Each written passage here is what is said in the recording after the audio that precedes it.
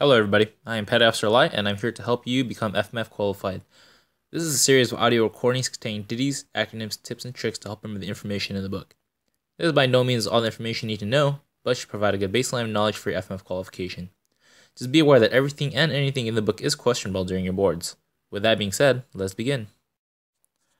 Alright, so today we are going to be discussing section 129, Logistics Combat Element.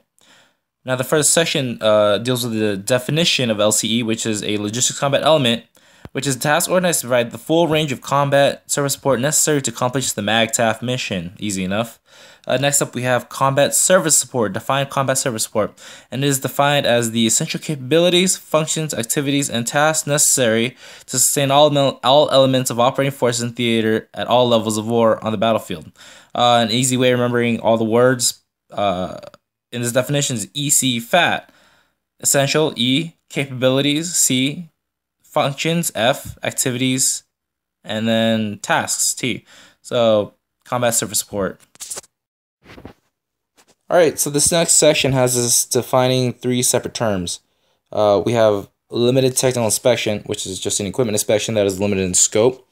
And then we have a table of authorized material. Now this is a source document that basically authorizes the materials for that unit.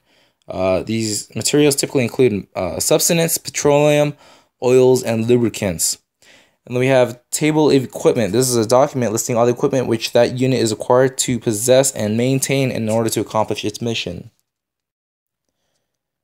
And then we have table of organization. This is a document which provides the authority for personnel staffing of a unit and the basis for all the resources. This contains the unit's mission, organization, concept of employment, administrative capabilities, and logistics capabilities as well. And then we have defined logistics. Now, logistics is the science of planning and carrying out the movement and maintenance of forces. Simple enough. And now we're going to be discussing the three levels of logistics support. We have strategic, operational, and tactical. Now, strategic is the level of war at which a nation or a group of nations determines national or multinational security objectives and guidance and develops and uses national resources to accomplish those specific objectives. That's basically the top level of things where strategies are developed at the top level between nations. Next we have operational, which is the level of war at which campaigns and major operations are planned, conducted, and sustained to accomplish strategic objectives within the theater or areas of operations.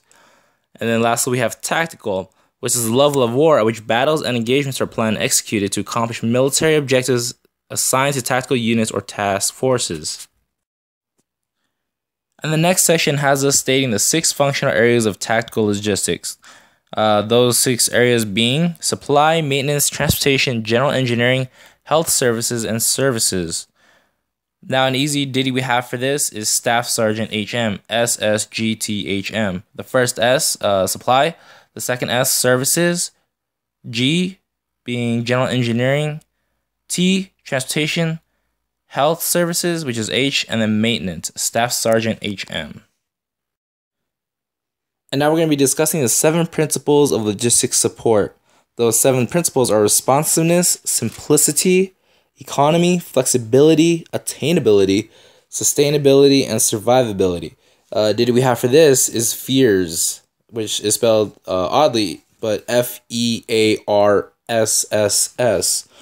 The F being flexibility, the E being economy, A attainability, R responsiveness, S simplicity, the second S sustainability, and the third S survivability. Now they might ask you which is the keystone to all this. That would be responsiveness, because if you think about things, if you can't get them to the units fast enough, then it's pretty much pointless. Alright, and quickly we're going to talk about war reserve material, and very quickly is just material reserved for war. That's a very long definition in the book, but very simply, that's all it is, material reserved for war. And now we're going to be talking about the number of days of logistics capability the following types of MAGTFs deploy with in order to sustain themselves. And then we have, firstly, we have MU, Marine Expeditionary Unit, which is able to sustain itself for up to 15 days. And then we have MEB, which is a Marine Expeditionary Brigade, that can last up to 30 days. And then we have MEF, Marine Expeditionary Force, which can last for up to 60 days. And the last section, 129, has us discussing the Maritime Prepositioning Force. Now, this is a concept that reflects brigade-sized unit deployment that utilizes the military seal command in order to charge ships to preposition necessary supplies and equipment. So that unit runs out of supplies, they contact military seal command and have them deliver supplies and equipment through ships. And that concludes 129. I hope that helps. If it doesn't, I'm sorry, but good luck with your